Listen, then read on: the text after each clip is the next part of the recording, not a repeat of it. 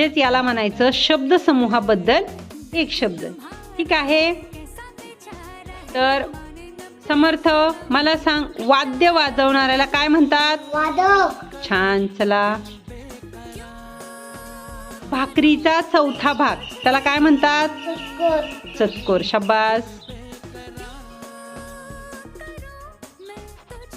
मनातल्या गोष्टी, विचार किंवा गुजगोष्टी. छान. चला,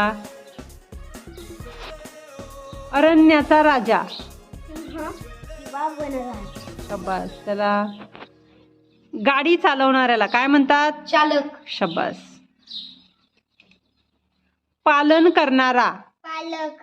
शाबास. 100चा समूह. शतक. शाबास. दशक म्हणजे किती? 10. शाबास.